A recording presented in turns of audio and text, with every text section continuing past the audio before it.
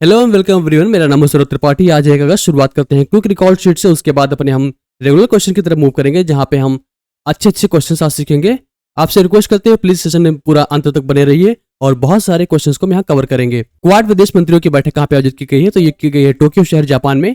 भारत के विदेश मंत्री एस सुब्रमण्यम जयशंकर जी ने पार्टिसिपेट किया। उसके अलावा साथ साथ बाकी तीनों देशों के विदेश मंत्रियों ने उससे पार्टिसिपेट किया। क्वाड में 4 इंपॉर्टेंट देश है। एक हो गई इंडिया, यूएस, जापान और ऑस्ट्रेलिया।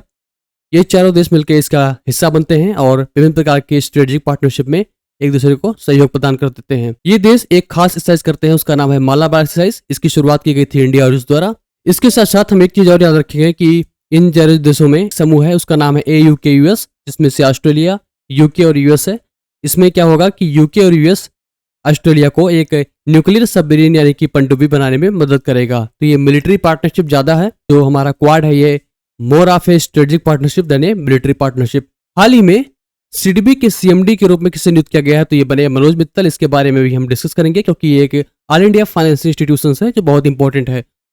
लो कार्बन जिंक एक ब्रांड बनाया गया है, उसका नाम है इकोजन और किसके द्वारा लॉन्च किया गया है? तो ये बने हैं Hindustan zinc limited. Hindustan zinc limited को देख के कंफ्यूज मत होइए क्योंकि ये CPSC या फिर PSU नहीं है। बेसिकली ये एक प्राइवेट कंपनी बन चुकी है। इसको बेच दिया गया था वेदांता ग्रुप को, तो ये उसको ऑपरेट कर रही है और एशिया का पहला लो कार्बन जिंक ब्रांड बना है। इससे जो जिंक बनाया जाता है उसमें कार्बन का एमिशन करीब 75% से भी ज्यादा कम होता है। कौन से एजुकेशन बोर्ड ने हाल ही में सफल को लॉन्च किया है? तो ये बना है central board of secondary education यानी कि CBSE। CBSE बेसिकली क्लास 5 और क्लास 8 के बच्चों के लिए लॉन्च किया गया है और इसमें एक कोर लर्निंग की टेस्टिंग की जाएगी ताकि बच्चों को ज्यादा सिलेबस से परेशानी न हो और बेहतरीन लर्निंग एनवायरनमेंट उनके लिए बनाया जा सके। सफल का जो फुल फॉर्म है वो है structured assessment for analysing learning. ये एक कॉम्पिटेंसी बेस्ड डायग्नोस्टिक असेसमेंट है और ये नेशनल एजुकेशन पॉलिसी 2020 के तहत ही इंट्रोड्यूस की गई है। यूनेस्को ने अभी हाल ही में कितनी साइट्स को वर्ल्ड हेरिटेज साइट में ऐड किया है? तो ये है 25 साइट होल्ड हुई हैं। 46वीं मीटिंग अभी हुई थी दिल्ली में और इसमें भारतीय प्रधानमंत्री ने $1 बिलियन में डोनेट किया था ताकि विश्व धरोहर साइट्स को प्रिजर्व किया जा सके। भारत से अभी तक 42 साइट थी, लेकिन एक साइट और इसमें प्रपोज की गई और सक्सेसफुली इसमें ऐड हो गई और वो नाम है मोइदाम। मोइदाम बेसिकली मीन्स होता है बरियल या कब्रगाह। ये अहोम डायनेस्टी के जो कब्रगाह थे उसके बारे में है। अहोम डायनेस्टी याद रखिएगा कि ये आसाम से जुड़ी हुई है। और इससे एक बात और याद रखिए कि एक गोल्ड माइन ऐड की गई है जो कि जापान की है और उसका जो नाम है वो है साडो गोल्ड माइन। दुनिया की पहली ब्लैक टाइगर सफारी कहाँ पे स्टैब्लिश की जाएगी? तो ये की जाएगी ओडिशा में। ब्लैक टाइगर सफारी यानी कि इसको हम बोलते हैं मेलानिस्टिक टाइगर भी कहते हैं। इसमें टाइगर्स का जो कलर्स होता है थोड़ा सा ब्लैक कलर के होते हैं। बेसिकली इसकी स्थापना जो की जाएगी वो सिमीपाल टाइगर रिजर्व के आसपास की जाएगी। और भारत की रैंक क्या है ग्लोबल पासपोर्ट इंडेक्स में? तो भारत की रैंक है 82। इस रैंक को टॉप किया है एशियाई देश ने यानी कि सिंगापुर ने टॉप किया है और यूएस का स्थान रहा है 8वां और अफगानिस्तान का सबसे कमजोर पासपोर्ट रहा है। पाकिस्तान का स्थान रहा है 100 प्लेस। 82 स्थान के साथ साथ भारत 58 देशों में वीजा फ्री ट्रेवल कर सकता है, तो इसको याद रखेंगे। 2034 का विंटर ओलंपिक्स और पैरा ओलंपिक्स कौन होल्ड करेगा? तो ये करेगा salt lake city Utah, basically US का शहर है, इसको याद रखेंगे। 2024 का ओलंपिक्स जैसा कि पेरिस में हो रहा है और 2028 का जो ओलंपिक्स होगा वो होगा LA यानी कि लॉस एंजल्स यूनाइटेड स्टेट्स में होगा। और इस ओलंपिक्स की खास बात है कि इसमें क्रिकेट को पहली बार शामिल किया गया है। कलारीपयट्टू फेडरेशन को हाल ही में स्पोर्ट्स मिनिस्ट्री द्वारा अप्रूवल मिला। तो ये किस स्टेट से जुड़ा हुआ है? तो ये है केरला से।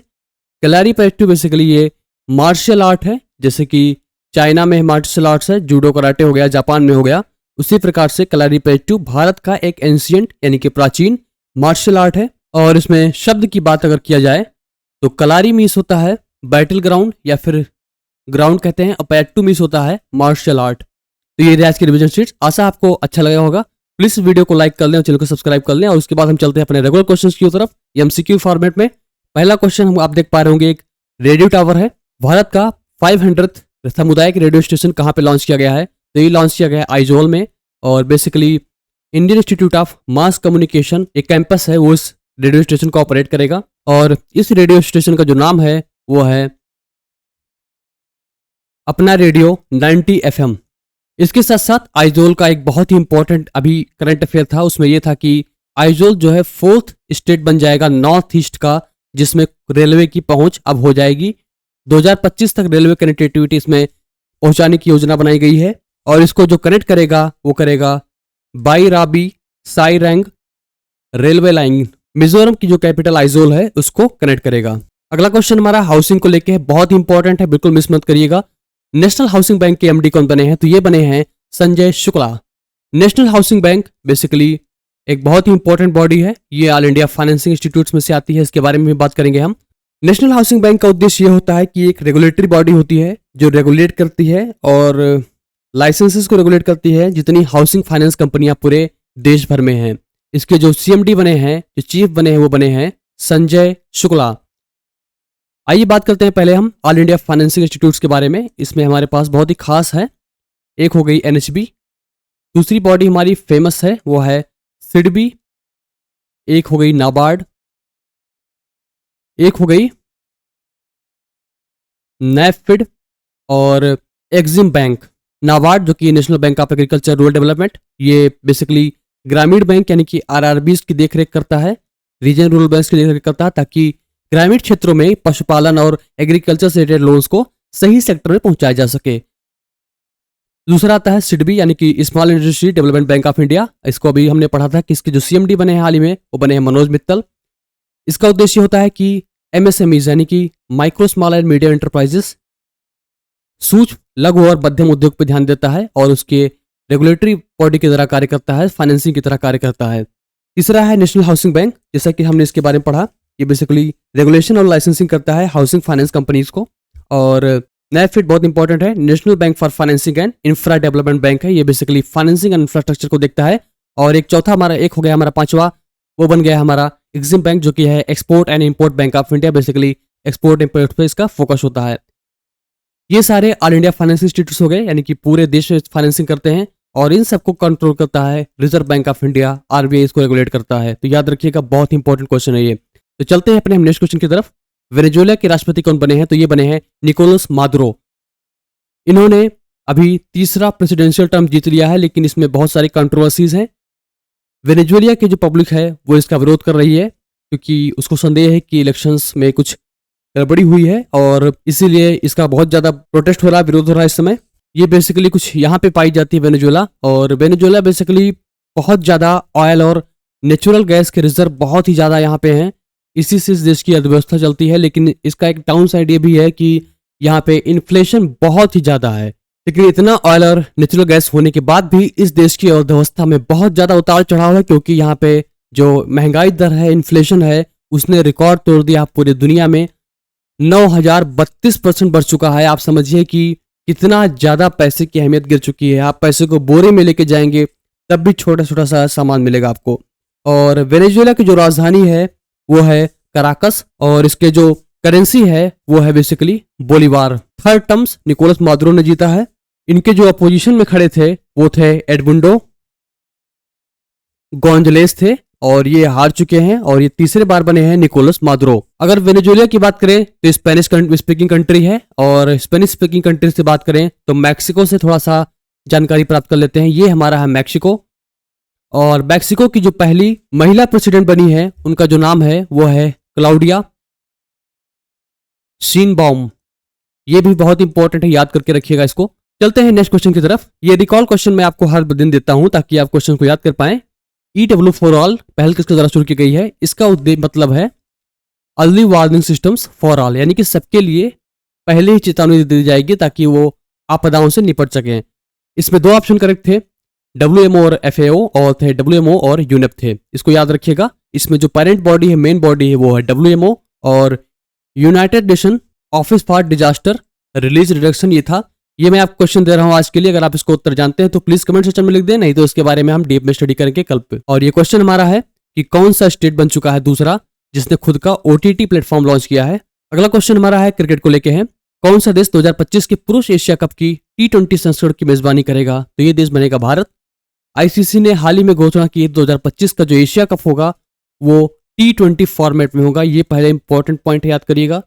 दूसरी बात इसने कही है कि 2027 को जो होगा एशिया कप वो होस्ट करेगा बांग्लादेश, और ये ODI फॉर्मेट में होगा। इंग्लिश चैनल पर पार करने वाली सबसे कम उम्र के भारतीय पैरा तैराक कौन बन गए हैं? तो ये बनी है GRI। GRI बेसिकली पैरा तैराक है, यानी कि पैरा स्विमर हैं और इन्होंने इंग्लिश चैनल को क्रॉस कर लिया है। इंग्लिश चैनल के बारे में बात करते हैं, आइए मैप से इसको समझने की कोशिश करते हैं। ये हो गया इंग्लैंड और नीचे वाला पार्ट हो गया फ्रांस। ये पूरा अटलांटिक ओशियन है और ये अटलांटिक ओशियन का छोटा सा आर्म यानी हिस्सा भी यहाँ पे बहता है।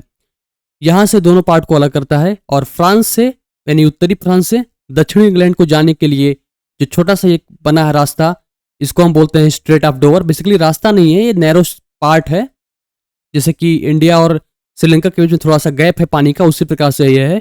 और ये पार्ट यहाँ पे सबसे कम है, 34 किलोमीटर के आसपास है। तो भारतीय पैरा ओलंपिक्स ने, तो भारतीय पैरा स्विमर ने, जिनका नाम है जिया राय, उन्होंने इसको पार कर लिया है तैर के और ये सबसे कम उम्र की पैरा स्विमर के बारे में सीखा है। चलते हैं नेक्स्ट क्वेश्चन की तरफ।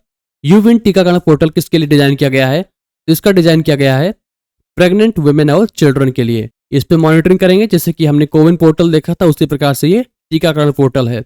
जमशेदजी टाटा कॉर्पोरेट सफलता के लिए शक्तिशाली सीख किसके द्वारा लिखी गई किताब है? तो ये किताब बेसिकली को ऑथर की गई, यानी कि दोनों ने मिलकर लिखा है। तो वो है आर गोपाल कृष्णन और हरीश भट्ट ने की है। इसको याद रखिएगा, जमशेदजी टाटा से जुड़ा हुआ सारे क्वेश्चन बहुत इंपॉर्टेंट है। आइडियाज फॉर लाइफ पोर्टल किसके द्वारा लॉन्च किया गया है? ये भी एक बहुत ही इंपॉर्टेंट है, इसको याद रखिए। एनवायरमेंट से जुड़ा हुआ क्वेश्चन ये है। तो ये बेसिकली लॉन्च किया गया है ministry of environment, forest and climate change. और इसके बारे में जानते हैं। आइडियाज फॉर लाइफ बेसिकली ये होता है कि हम एक ऐसी लाइफ स्टाइल को फॉलो करें जिससे क्लीन एनर्जी को बढ़ावा मिल सके, प्लास्टिक वेस्ट को घटा सके, ई वेस्ट को घटा सके, जैसे कि पुराने मोबाइल फोन हम फेंक देते हैं कूड़े में, या फिर ईयरफोन्स को फेंक देते हैं, या फिर इलेक्ट्रॉनिक्स गैजेट्स जो काम नहीं करते हैं, पुराने रेडियो सेट को फेंक देते हैं। तो इस प्रकार के चीज़ों को ई वेस्ट कहते हैं। सिंगल यूज प्लास्टिक को भी मिनिमाइज करना होता है इसमें और ऊर्जा को बचाना होता है। तो बेसिकली एक लाइफ स्टाइल है, हर आदमी ऐसी लाइफ स्टाइल फॉलो करे जिसमें इन्वायरमेंट के प्रति वो सजग हो, सचेत हो। चौथा अंतर्राष्ट्रीय भौतिकी ओलंपियाड कहाँ पे आयोजित किया गया था? तो ये किया गया था ईरान में और इसमें भारतीय जो स्टूडेंट्स हैं उन्होंने बहुत ही बेहतरीन परफॉर्मेंस किया और कई सारे गोल्ड मेडल जीते हैं।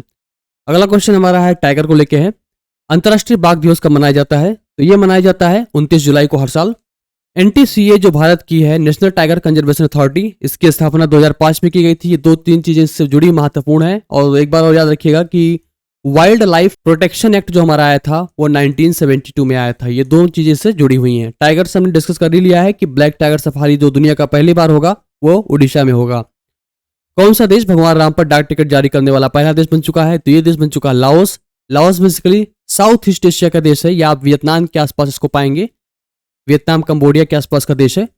साथी कोचिंग पोर्टल किसके द्वारा लॉन्च किया गया है? तो बेसिकली ये लॉन्च किया गया है IIT कानपुर द्वारा। तो बेसिकली साथी कोचिंग पोर्टल जो है ये SSC के बच्चों के लिए इस बार लॉन्च किया गया। इसके पहले इसने JEE और नीट के लिए लॉन्च किया था ताकि उन बच्चों की तैयारी कर सकें बिना कोचिंग पे आश्रित हुए।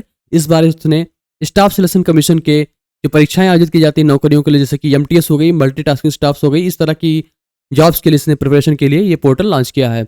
साथ ही का फुल फॉर्म भी जान के रखें कि self assessment test and help for entrance examination. हाल ही में International Tennis Hall of Fame में किसे शामिल किया गया था? तो ये किए गए थे हमारे लेजेंडरी प्लेयर्स लिएंडर पेस और विजय अमृतराज। बहुत इंपॉर्टेंट है, स्पोर्ट्स रिलेटेड है, बिल्कुल याद करके इसको रखिएगा। यूपीएससी के नए अध्यक्ष कौन बने हैं? Who has become the new chairperson of UPSC? तो ये बनी है प्रीति सूडान। इसके पहले थे मनोज सोनी, इन्होंने रिजाइन कर दिया है जबकि इनका कार्यकाल कई वर्षों तक बचा हुआ था। और प्रीति सूडान बनी है नई chairperson union public service commission की। और इसके जो मेंबर्स का अपॉइंटमेंट होता है, खासकर इसके जो चेयरमैन का अपॉइंटमेंट होता है वो प्रेसिडेंट ऑफ इंडिया इसके अपॉइंटमेंट करते हैं। आर्टिकल 315 ये कहता है कि यूनियन पब्लिक सर्विस कमीशन और स्टेट पब्लिक सर्विस कमीशन का आयोजन किया जाएगा या गठन किया जाएगा। यूपीएससी के चेयरमैन के अपॉइंटमेंट जैसे कि हमने कहा कि प्रेसिडेंट करते हैं। इनका कार्यकाल होता है 6 साल, या तो 6 साल कार्य करेंगे या 65 साल की आयु, दोनों में से जो पहले प्राप्त हो जाएगी। और इनका रीअपॉइंटमेंट नहीं होता, यह हमेशा याद रखिएगा। ये अगर रिजिग्नेशन देते हैं यानी कि अपना त्यागपत्र देते हैं तो प्रेसिडेंट को देते हैं। और इसके साथ साथ याद रखिएगा कि इनको रिमूव करना हो, अगर कोई मिसकंडक्ट हो रही है या कोई और परेशानियां हो रही हैं तो इनको रिमूव करने के लिए सिर्फ प्रेसिडेंट ही रिमूव कर सकता है। आते हैं स्टेट पब्लिक सर्विस कमीशन, जैसे कि राजस्थान पब्लिक सर्विस कमीशन हो गया या फिर यूपीपीसीएस हो गया। इसमें अपॉइंटमेंट जो करते हैं वो गवर्नर करते हैं। कार्यकाल में थोड़ा सा डिफरेंस है, बिल्कुल इसको ध्यान के रखिएगा। 6 साल या फिर एज 62 साल होती है, उसमें 65 होती है, इसमें 62 होती है। रेजिग्नेशन ये गवर्नर को देते हैं, सेम प्रेसिडेंट की तरह ही कार्य होते हैं। लेकिन एक और इंपॉर्टेंट इसमें और बात है कि इसमें रिमूवल होते हैं, जो इसके मेंबर्स या फिर इसके जो पर्सन्स चेयरपर्सन होते हैं वो सिर्फ प्रेसिडेंट ऑफ इंडिया ही कर सकता है। चलते हैं नेक्स्ट क्वेश्चन की तरफ। और विश्व स्तनपान दिवस कब मनाया जाता है? विश्व स्तनपान सप्ताह कब मनाया जाता है? ब्रेस्ट फीडिंग सप्ताह है ये। तो 1 से 7 अगस्त मनाया जाता है। ये बेसिकली WHO इसको आयोजन कराता है। इसका उद्देश्य है कि इसका उद्देश्य होता है कि ब्रेस्ट फीडिंग को बढ़ावा दे सके ताकि बच्चों को पर्याप्त न्यूट्रिशन मिलता रहे, उसके स्वास्थ्य अच्छे रहें, ब्रेस्ट फीडिंग के फायदे बताए जाते हैं और इसको लेके गलतफहमियां दूर की जाती हैं। इसका आयोजन WHO कराता है। बस आज के लिए इतना ही। कोई डाउट या फीडबैक हो तो प्लीज जरूर शेयर करें। प्लीज इस वीडियो को जरूर लाइक कर दें और चैनल को जरूर सब्सक्राइब कर लें ताकि आपको टाइमली वीडियोस मिलते रहें। और अगर आप चाहते हैं कुछ और चीज सीखना तो आप मुझे 3 मिनट सीरीज के एक प्लेलिस्ट को फॉलो कर सकते हैं। यहाँ पे आप international north south transport corridor, इसके साथ साथ चेन्नई से व्लादिवोस्तोक को जोड़ने वाला ईस्टर्न मैरीटाइम कॉरिडोर के उसके बारे में हमने जिक्र किया है। तो बस आज के लिए इतना ही। Thank you so much for joining. Have a great day.